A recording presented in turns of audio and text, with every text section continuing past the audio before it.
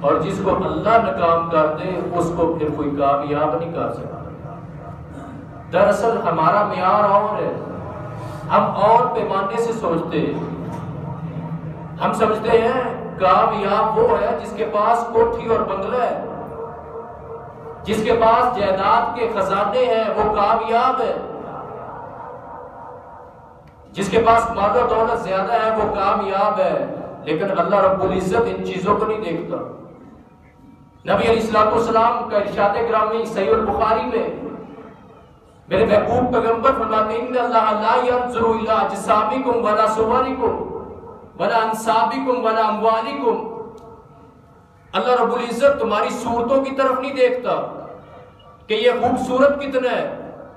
اگر خوبصورتی کامیابی کا معیار ہوتی تو ابو لہب بہت خوبصورت تھا، اتنا خوبصورت تھا کہ جب وہ چلتا تھا تو ایسے لگتا تھا جیسے اس کے رخساروں میں سورج چلتا ہے، لیکن کامیاب نہ ہو سکا۔ اگر مال و دولت معیار ہوتی تو قارون کے پاس جتنے خزانے تھے اتنے تو آج تک کسی کے پاس بھی نہیں ہے، لیکن اتنی دولت کے باوجود وہ کامیاب نہ ہو سکا۔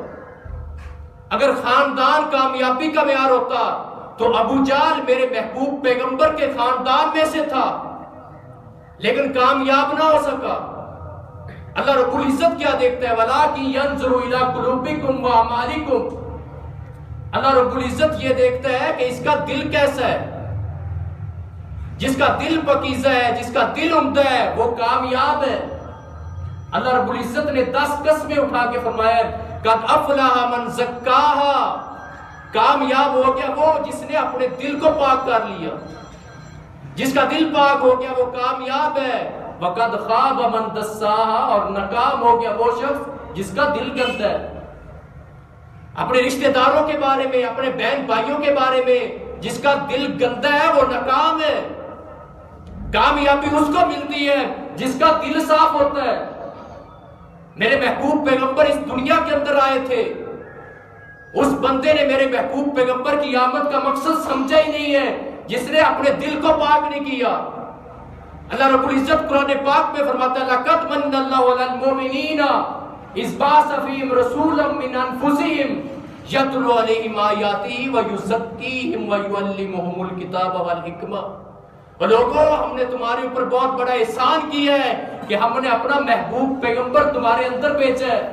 کس لیے بھیجا ہے؟ وَيُزَكِّيهِمْ وَيُعَلِّمُهُمُ الْكِتَابَ وَالْحِكْمَةَ، کتاب و قرآن پاک کی حدیث پاک کی تعلیم بات کے اندر ہے۔ پہلا مقصد میرے محبوب پیغمبر کی آمد کا وَيُزَكِّيهِمْ، لوگوں کے دلوں کو پاک کرنا ہے۔ صحابہ اکرام کو آپ نے یہی تربیت دی تھی۔ میرے محبوب پیغمبر فرماتے ہیں لوگوں الا ان فی الجسد مضغہ، اس بات کو غور سے سن لو، اپنے دلوں کی تختیوں پہ اس کو نوٹ کر لو۔ الا ان فی الجسد مضغہ اذا صلحت صلح الجسد کلہ، اللہ رب العزت نے انسان کے جسم میں ایک ٹکڑا ایسا رکھا ہے جب وہ سدھر جاتا ہے پورا جسم سدھر جاتا ہے۔ پھر کانوں کا استعمال ٹھیک ہو جاتا ہے، آنکھوں کا استعمال، زبان کا استعمال ٹھیک ہو جاتا ہے جب وہ سدھر جاتا ہے۔ وَإِذَا فَسَدَتْ فَسَدَ الْجَسَدُ كُلُّهُ، جب وہ بگڑ جائے، جب اس میں بگاڑ آ جائے پھر انسان کا پورا جسم گندا ہو جاتا ہے۔ الا وَهِيَ الْقَلْبُ، غور سے سن لو، وہ لوتھڑا دل ہے۔ دل جس نے دل کو پاک کر لیا اس کا پورا جسم پاک ہو گیا۔ جس کا دل ہی گندا رہا، جس کا رشتہ داروں کے بارے میں، بہن بھائیوں کے بارے میں جس کا دل گندا ہے اس کو کامیابی نہیں مل سکتی۔ کامیابی کا معیار یہ ہے کہ اللہ رب العزت تمہارے دلوں کی طرف دیکھتا ہے۔ نبی علیہ السلام فرماتے ہیں ان الشیطان جاسم علی قلب ابن آدم، آپ یہ تو جانتے ہیں نا کہ جب ڈاکو گاڑی کو لوٹتے ہیں سب سے پہلے ڈرائیور کی کن پٹی پہ پسٹل رکھا جاتا ہے۔ جب ڈرائیور کنٹرول میں آ گیا پوری گاڑی کنٹرول میں آ جائے گی۔ اسی طرح شیطان انسان کے دل پہ جم کے بیٹھتا ہے، وہ جانتا ہے جب میں نے اس کے دل کو قابو کر لیا اس کا پورا جسم میرے قابو میں آ جائے گا۔ جس کا دل پاک ہو گیا وہ کامیاب ہے، اور جس کا دل گندا ہو گیا وہ ناکام ہی ناکام۔ نبی علیہ السلام نے صحابہ کی یہ تربیت کی تھی، پھر صحابہ نے اپنے دلوں کو کیسے پاک کیا تھا۔ ایک صحابی کے بارے میں خبر ملی ہے اللہ کے رسول آپ کے عثمان کو شہید کر دیا گیا۔ نبی علیہ السلام نے صحابہ کو بلایا، صحابہ ادھر آؤ، میرے ہاتھ پہ بیعت کرو۔ عثمان کی شہادت کا بدلہ لیے بغیر واپس نہیں جائیں گے۔ سارے صحابہ ہی آ گئے، میرے محبوب پیغمبر کے ہاتھ پہ 1400 صحابہ نے بیعت کی ہے۔ کس کی بیعت کر رہے ہیں؟ موت کی بیعت کر رہے ہیں۔ اللہ کے رسول مر جائیں گے لیکن اپنے ساتھی کا بدلہ لیے بغیر واپس نہیں جائیں گے۔ اسی طرح انہوں نے اپنے دلوں کو صاف کیا تھا۔ اللہ رب العزت نے پھر مانا ہے اولئک الذین امتحن اللہ قلوبہم للتقوی، وہ لوگوں صحابہ کے دلوں کو میں نے جھانکا ہے، ان کے دل ایک دوسرے کے بارے میں صاف تھے۔ لہم مغفرۃ واجر عظیم، اسی لیے اللہ رب العزت نے ان کے جنت کے سرٹیفکیٹ دنیا کے اندر اتار دیے تھے۔ کامیاب وہ ہوتا ہے جس کا دل پاک ہو جاتا ہے۔ یاد رکھیں محبت رسول بہت بڑی دولت ہے، گندے دل میں یہ دولت نہیں آتی۔ جس دل کے اندر بھائی کی محبت نہیں ہے، باپ کی محبت نہیں ہے، رشتہ داروں کی محبت نہیں ہے، اس دل کے اندر میرے محبوب کی محبت کیسے آ سکتی ہے؟